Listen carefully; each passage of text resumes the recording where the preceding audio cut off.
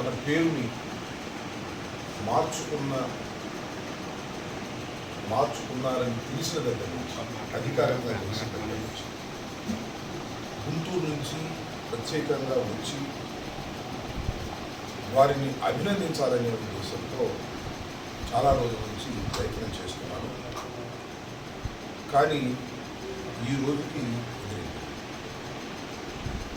ఎందుకు ఆయన్ని అభినందించాలని అనుకుంటున్నానంటే,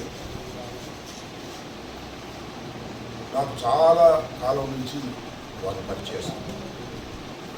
ముఖ్యంగా నేను న్యాయవాదం వృత్తి చేస్తున్నప్పుడు, శాసనసభ్యుడిగా కాకముందు, దట్టు వంగవీటి మోహన్ రంగా గారి హత్యకు ముందు ఒక చరితాత్మకమైనటువంటి మీటింగ్ విజయవాడ నడిబొడ్డులో కాపునాడు పేరుతో జరిగినప్పుడు ముద్రగడ పద్మనాభం గారు తెలుగుదేశంలో ఉన్నారు.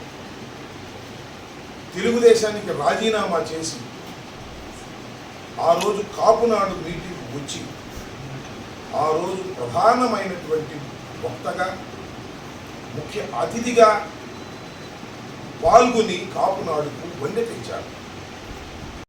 పోరాడేదే తప్ప కులాన్ని ఏ రోజున కూడా ఉపయోగించుకోలేదనేది నా అభిప్రాయం. ఆయన అనేక ఉద్యమాలు చేశారు, మొండిగా పట్టుదలగా ముందుకు వెళ్ళారు. అనేక మంది కోట్ల రూపాయలు పెట్టి కొనాలన్నా కూడా కొనలేనటువంటి వ్యక్తిత్వాన్ని సంతరించుకున్నారు, ఆవేశపడ్డారు, ఆలోచన చేశారు. కానీ ఆవగింతంత అవినీతి కూడా నేను ఇప్పుడు చూడలేదని మనం చేస్తున్నాం.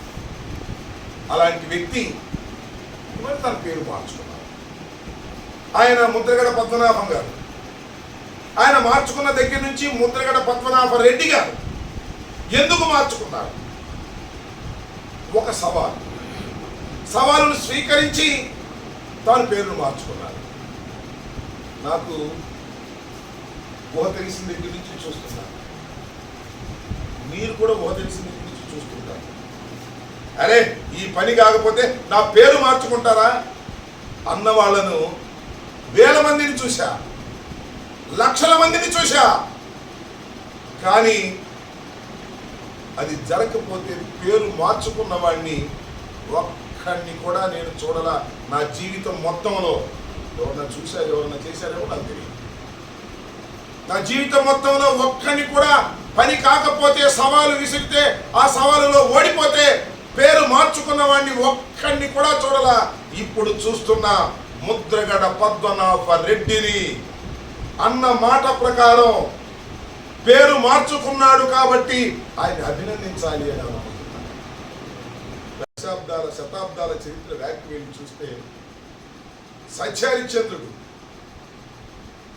కాలం కలిసి రాక మాట తప్పక కాటికాపరయ్యాడు. కాటికాపరయ్యినా సత్యహరిశ్చంద్రుడే. పేరు మారినా ముద్రగడ పద్మనాభమే అని చెప్పాలనే ఉద్దేశంతో నేను వచ్చా.